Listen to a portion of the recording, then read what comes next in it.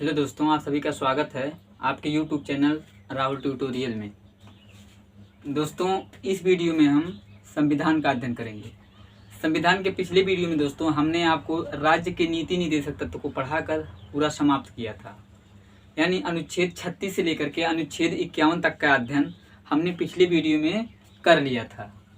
दोस्तों, भारतीय संविधान की जो श्रृंखला पढ़ रहे हैं, इस श्रृंखला में हमने मौलिक अधिकार, राज्य के नीति निर्देशक तत्वों का क्या किया है, अध्ययन किया है। इसके पश्चात दोस्तों हमें अध्ययन करना है एक और श्रृंखला का, क्योंकि इसी से जुड़ा हुआ है, क्योंकि राज्य के नीति निर्देशक तत्व के बाद ही दोस्तों हमारे संविधान में जो जोड़ा गया है मौलिक कर्तव्य। दोस्तों, मौलिक कर्तव्य प्रारंभ करने से पहले हम आपको मौलिक अधिकार और राज्य के नीति निर्देशक तत्व में थोड़ा सा क्या बता देते हैं, डिफरेंस बता देते हैं।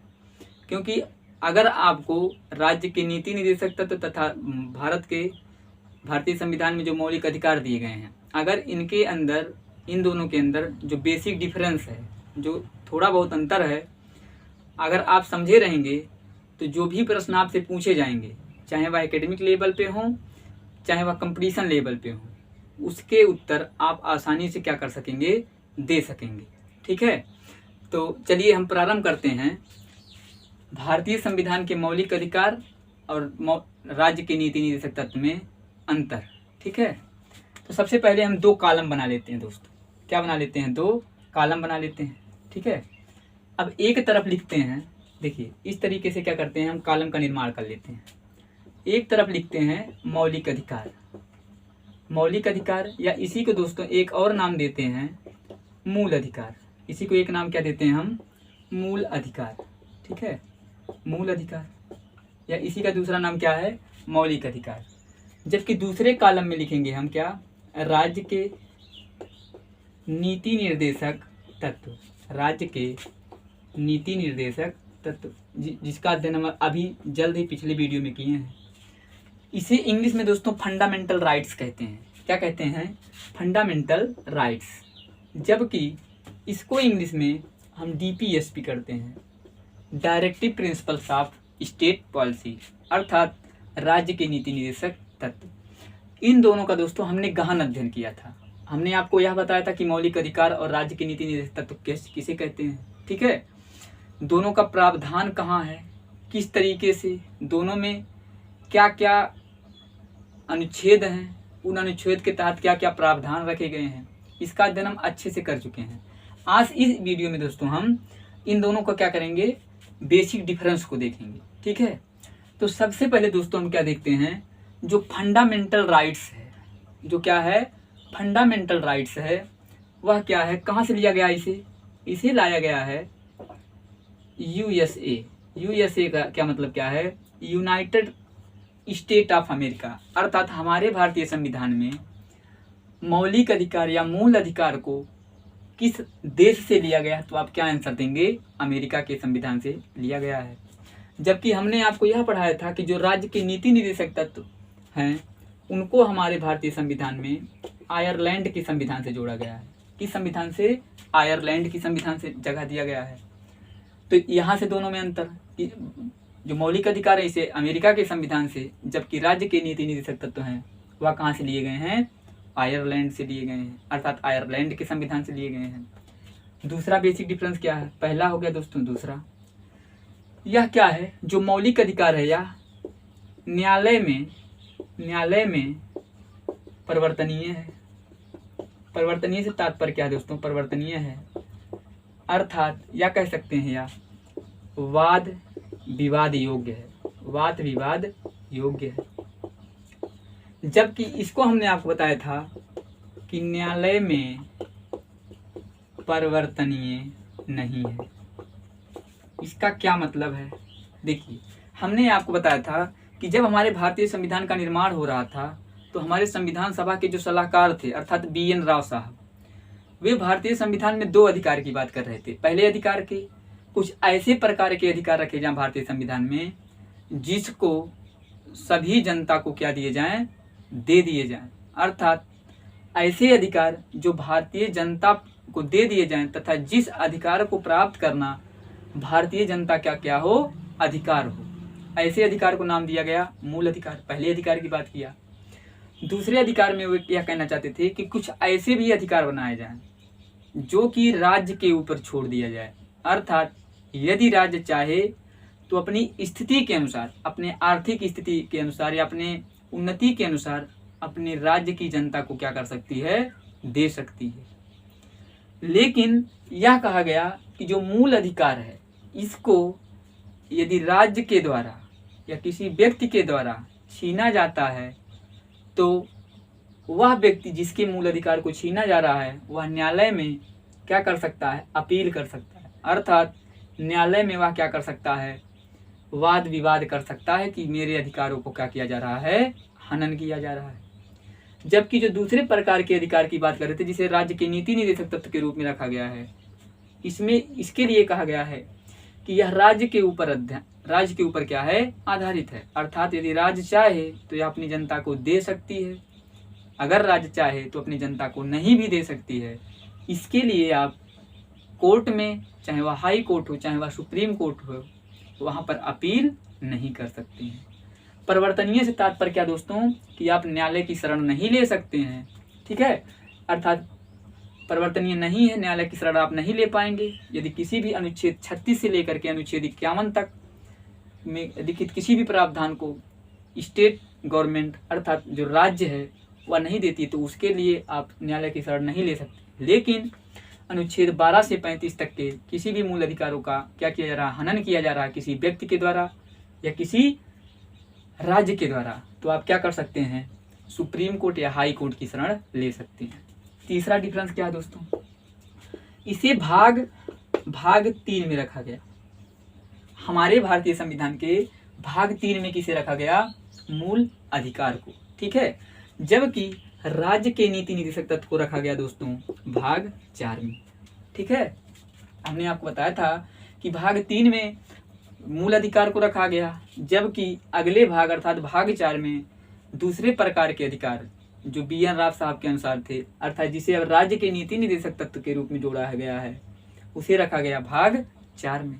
ठीक, तीसरा क्या है, इसमें देखिए अगला डिफरेंस क्या है, इसका वर्णन अनुच्छेद 12 से लेकर अनुच्छेद 35 तक है।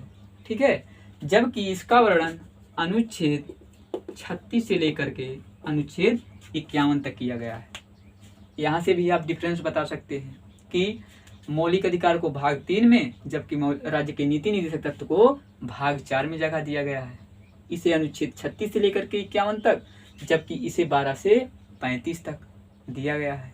ठीक है, अब तीसरा क्या है, चारवां देखिए, चारवां तो यही हो गया दोस्तों, फिर भी चारवां पॉइंट देखिए, यह किसी व्यक्ति को दिया जाता है। यह क्या है, व्यक्ति को प्रदान किया जाता है, व्यक्ति को प्रदान किया गया है, व्यक्ति को प्रदान किया गया है। अर्थात जो मूल अधिकार है दोस्तों वह पार्टिकुलर व्यक्ति को दिए जाते हैं, यह राज्य के ऊपर निर्भर नहीं होता है। ठीक है, अर्थात यह राज्य को नहीं दिए जाते कि राज्य को यह मूल अधिकार दिया जाता कि आप ऐसा कर सकते हैं, ऐसा बिल्कुल नहीं है।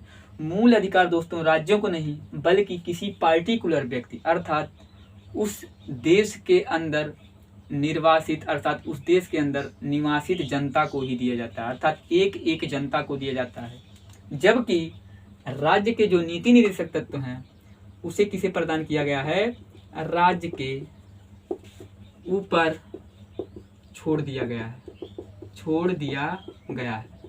तो अगर आपसे पूछ लिया जाएगा कि क्या राज्य के नीति निर्देशक तत्व किसी पार्टिकुलर व्यक्ति के ऊपर आधारित है, तो आप कहेंगे नहीं, राज्य के नीति निर्देशक तत्व को राज्य के ऊपर छोड़ दिया गया है। उस पर नियम बनाने का कार्य राज्य करेगी कि नियम बनाएगी या नियम नहीं बनाएगी। जबकि जो मूल अधिकार हैं वह पार्टिकुलर व्यक्ति को प्रदान कर दिए गए हैं, अर्थात हर एक व्यक्ति को मूल अधिकार दिया गया है। ठीक है, अब देखिए पांचवा बिंदु क्या है, जो मूल अधिकार होता है दोस्तों यह जन्म से होता है। कहाँ होता है, जन्म से प्राप्त होता है। मूल अधिकार प्रत्येक व्यक्ति को, भारत के प्रत्येक नागरिक को कब से प्रदान होता है, जन्म से ही। अर्थात कोई भी व्यक्ति जन्म से ही अर्थात जब वह जन्म लेता है, जन्म लेते समय ही अर्थात जन्म लेने के पश्चात ही उसे उस देश के अंतर्गत निहित जितने भी मूल अधिकार हैं क्या कर दिए जाते हैं, प्रदान कर दिए जाते हैं। जबकि यह जन्म पे नहीं प्राप्त होता दोस्तों, राज्य के ऊपर निर्भर है, राज्य के ऊपर निर्भर है। राज्य के ऊपर निर्भर तात्पर्य क्या है दोस्तों, राज्य के ऊपर निर्भर। अगर आप जन्म ले रहे हैं तो जन्म के पश्चात ही आपको जितने मूल अधिकार हमारे भारतीय संविधान में कितने हैं वर्तमान में, 6 मूल अधिकार। समस्त शोध संस्कृति के क्या हैं, उपचार हैं। हमने आपको ट्रिक भी बताया था, यह प्रत्येक व्यक्ति को जन्म के पश्चात ही दे दिए जाते हैं। जबकि कहीं यह नहीं कहा गया है कि राज्य के नीति निर्देशक तत्व को जन्म के पश्चात ही दे दिया जाता है। कई राज्य ऐसे भी हैं जहां पर अभी भी पंचायती राज का गठन नहीं किया गया है। ठीक है, तो यह राज्य के ऊपर निर्भर होता है दोस्तों कि राज्य कब अपनी जनता को यह प्रावधान प्रदान करती है। ठीक है, अब देखिए इसके नीचे नहीं लिखेंगे, दिखेगा नहीं आपको। देखिए पहला हमने आपको क्या बताया, मौलिक अधिकार को भारतीय संविधान में कहाँ से लिया गया है, अमेरिका से। जबकि राज्य के नीति निर्देशक तत्व को आयरलैंड से। यह न्यायालय में परिवर्तनीय है, यह न्यायालय में परिवर्तनीय नहीं है। इसे भाग 3 में, संविधान के भाग 3 में अनुच्छेद 12 से 35 तक रखा गया है। जबकि राज्य के नीति निर्देशक तत्व को भाग 4 में अनुच्छेद 36 से लेकर के 51 तक रखा गया है।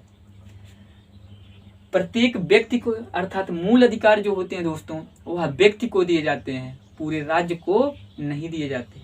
अर्थात मूल अधिकार व्यक्तिगत होता है, राज्य आधारित नहीं होता है।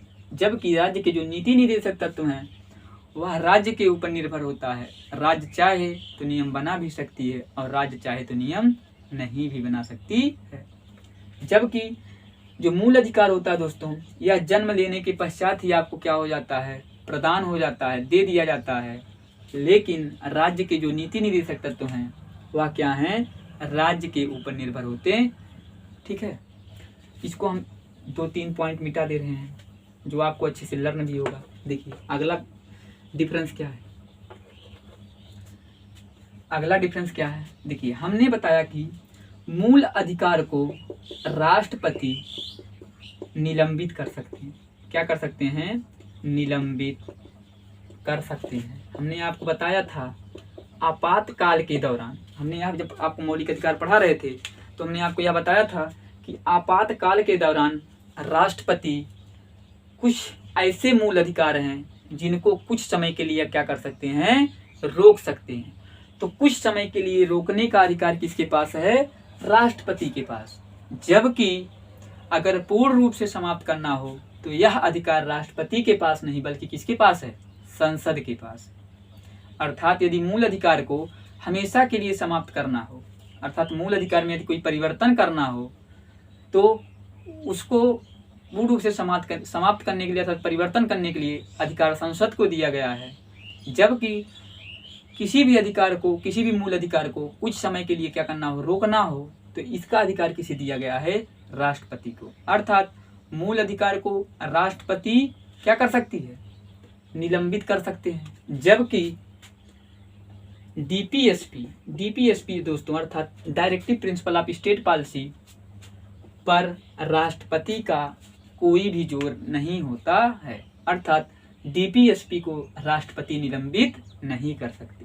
तो प्रश्न में आपको देखिए विकल्प में आपको दे दिया जाएगा कि डीपीएसपी को निलंबित किया जा सकता है राष्ट्रपति के द्वारा, संसद के द्वारा, उस राज्य के द्वारा, ठीक है, या इनमें से कोई नहीं। तो अगर आप अच्छे से अपने कॉन्सेप्ट को पढ़े होंगे तो आप अच्छे से प्रश्न का उत्तर दे सकते हैं। हमने क्या देखा कि जो राज्य के नीति निर्देशक तत्व है उसको राष्ट्रपति निलंबित नहीं कर सकते हैं, जबकि मूल अधिकार को राष्ट्रपति कुछ समय के लिए क्या कर सकते हैं, निलंबित कर सकते हैं। तीसरा बिंदु क्या है, मूल अधिकार। देखिए सुप्रीम कोर्ट और हाई कोर्ट, सुप्रीम कोर्ट अनुच्छेद 32 के तहत जबकि हाई कोर्ट अनुच्छेद 226 के तहत। हमने आपको यह बताया कि 6वां मौलिक अधिकार संवैधानिक उपचारों का अधिकार कहा गया है। संवैधानिक उपचारों के अधिकार में यह कहा गया है कि यदि किसी भी प्रकार के मूल अधिकारों का हनन कोई व्यक्ति या स्टेट या राज्य करती है तो उसके विरुद्ध सुप्रीम कोर्ट अनुच्छेद 32 के तहत तथा हाई कोर्ट अनुच्छेद 226 के तहत रीट जारी कर सकती है। और रीट कितने प्रकार के होते हैं यह भी हमने आपको क्या किया है, पढ़ा दिया है अच्छे से। तो अगर इन दोनों का हनन हो रहा है, अर्थात मौलिक अधिकार का राज्य या कोई व्यक्ति हनन कर रहा है या छीन रहा है आपसे, तो उसके तहत सुप्रीम कोर्ट अनुच्छेद 32 के तहत, जबकि हाई कोर्ट अनुच्छेद 226 के तहत रीट जारी कर सकती है। जबकि इस पर सुप्रीम कोर्ट और हाई कोर्ट कोई भी रीट जारी नहीं कर सकती, क्योंकि यह किसके ऊपर निर्भर है, राज्य के ऊपर निर्भर है। राज्य नियम बनाए या नियम ना बनाए, इस पर सुप्रीम कोर्ट और हाई कोर्ट कोई भी प्रक्रिया नहीं दिखा सकते हैं। यह बात आपको समझ में आई होगी। और क्या है दोस्तों, आपको समझ में तो आ रहा है ना। अगला बिंदु क्या है, देखिए, राज्य।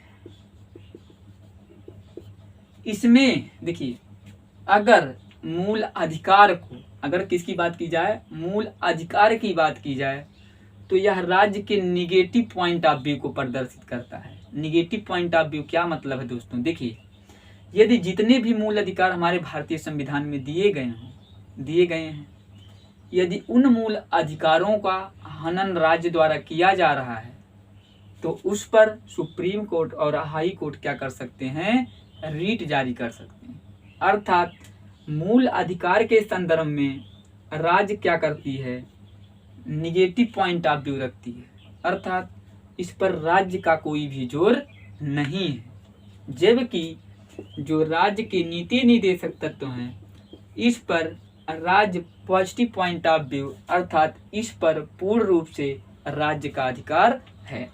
आप सुने होंगे, कोई सरकार आती है पेंशन बंद कर देती है, तो कोई गवर्नमेंट आती है पेंशन को प्रारंभ कर देती है, क्योंकि पेंशन की बात कहाँ कहा गया दोस्तों, राज्य के नीति निर्देशक तत्व में। क्या आपने कभी सुना है कि इस मूल अधिकार को उसके द्वारा छीन लिया गया और बाद में इस मूल अधिकार को दे दिया गया? ऐसा आपने कभी भी नहीं सुना होगा, क्योंकि मूल अधिकार पर सुप्रीम कोर्ट और हाई कोर्ट का क्या होता है, नज़र होती है, अर्थात उस पर रीट जारी कर सकती है। तो अर्थात जो मौलिक अधिकार है, इस पर राज्य का कोई भी नियंत्रण नहीं होता है, जबकि राज्य के नीति निर्देशक तत्व पे राज्य का पूर्ण नियंत्रण होता है। ठीक है, ये थे दोस्तों बेसिक डिफरेंस हमारे राज्य के नीति निर्देशक तत्व और फंडामेंटल राइट्स पे, अर्थात मूल अधिकार पे। एक पॉइंट और देखिए दोस्तों, देखिए, कुछ केस चलाए गए जब हमारा भारतीय संविधान बना। ठीक है, जब हमारा भारतीय संविधान बना, तो देखिए, केशवानंद भारती संघवाद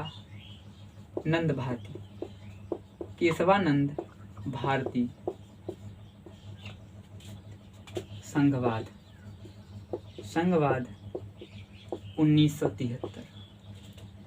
देखिए, डीपीएसपी और फंडामेंटल राइट्स में केशवानंद भारती जो संघवाद था, हमने केशवानंद भारती संघवाद को प्रस्तावना में भी पढ़ाया था। ठीक है, तो देखिए, केशवानंद भारती संघवाद का मतलब राज्य के नीति निर्देशक तत्व और मूल अधिकार से क्या संबंध है। देखिए, जो केशवानंद भारती संघवाद था, जब राज्य के नीति निर्देशक तत्व और फंडामेंटल राइट्स की बात की गई, अर्थात दो प्रकार के अधिकार की बात की गई, तो केशवानंद भारती संघवाद ने कहा कि जो मूल अधिकार है दोस्तों, क्या है, जो मूल अधिकार है वह राज्य के नीति निर्देशक तत्व से क्या है, बड़ा है। राज्य के नीति निर्देशक तत्व से बड़ा है, अर्थात राज्य के नीति निर्देशक तत्व उतने महत्वपूर्ण नहीं हैं जितने महत्वपूर्ण क्या हैं, मूल अधिकार या मौलिक अधिकार हैं। किसके अनुसार, केशवानंद भारती के अनुसार। फिर से सुनिए, केशवानंद भारती संघवाद ने सुप्रीम कोर्ट के सामने यह बात रखी कि जो मूल अधिकार या मौलिक अधिकार हैं वह राज्य के नीति निर्देशक तत्व की अपेक्षा ज़्यादा महत्वपूर्ण है। यह बात समझ में आया। फिर 42वां संविधान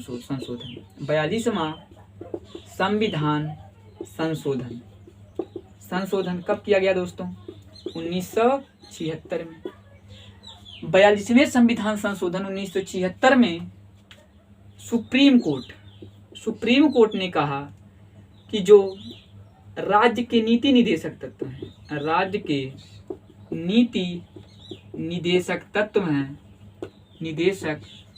हैं वह मूल अधिकार से ज्यादा महत्वपूर्ण है। दोनों विरोधी प्रक्रिया थी दोस्तों, दोनों एक दूसरे का क्या करते हैं, विरोध। केशवानंद भारती संघवाद ने कहा 1973 में कि जो मूल अधिकार हैं वह किससे ज्यादा महत्वपूर्ण है, राज्य के नीति निदेशक तत्व की। जबकि उसे के 3 साल बाद 1976 में जब 42वां संविधान संशोधन हुआ तो सुप्रीम कोर्ट ने केशवानंद भारती के संघवाद के समक्ष यह बात रखी कि जो राज्य के नीति निदेशक तत्व हैं उसमें जो कल्याण की बात की गई है, एक नियम की बात की गई है, एक नीति की बात की गई है, वह नियम और नीति मूल अधिकार की अपेक्षा ज़्यादा महत्वपूर्ण है। ठीक है, अब इन दोनों केस में दोस्तों क्या हो गया, विवाद हो गया। तब एक आता है दोस्तों मिनर्वा मिल्स संघवाद। इसके 4 साल बाद आता है दोस्तों 1980 में। कब आता है, 1980 में। और इसने क्या कहा दोस्तों, मूल अधिकार और डीपीएसपी से तात्पर्य क्या है दोस्तों, directive principle of state policy, अर्थात राज्य के नीति निदेशक तत्व क्या हैं, एक दूसरे के पूरक हैं। अर्थात देखिए केशवानंद भारती ने कहा कि मूल अधिकार राज्य के नीति निदेशक तत्व से क्या है, श्रेष्ठ है, महत्वपूर्ण है। जबकि 42वें संविधान संशोधन 1976 में सुप्रीम कोर्ट ने कहा कि जो राज्य की नीति निदेशक तत्व में कल्याणकारी बात की गई है वह कल्याणकारी भावना मूल अधिकार से ज़्यादा महत्वपूर्ण है। दोनों में विवाद हुआ तो 1976 के बाद अर्थात 1980 में एक संघवाद आया जिसका नाम क्या है, मिनर्वा मिल्स संघवाद। इसने कहा जो मूल अधिकार हैं और राज्य के जो नीति निदेशक तत्व हैं दोनों ही एक लोकतंत्रात्मक कल्याणकारी राज्य स्थापित करने की बात करते हैं। इसलिए ये दोनों अर्थात मूल अधिकार और राज्य के नीति निदेशक तत्व एक दूसरे के क्या हैं, पूरक हैं। ठीक है दोस्तों, अब राज्य के नीति निदेशक तत्व और फंडामेंटल राइट्स जितने आप पढ़े हैं दोस्तों, इसके अलावा आपसे आपके एग्जाम में प्रश्न बाहर नहीं आएंगे। अगर आप अच्छे से अध्ययन कर लेते हैं तो जितने भी प्रश्न आएंगे आप उन सब का आंसर आसानी से दे सकते हैं। अब दोस्तों कल हम पढ़ेंगे इसके अगले भाग में भारत के संविधान में जो मूल कर्तव्य को जोड़ा गया है, ठीक है, उसका अध्ययन हम कल करेंगे। ठीक है दोस्तों, आज के लिए बस यहीं तक। धन्यवाद।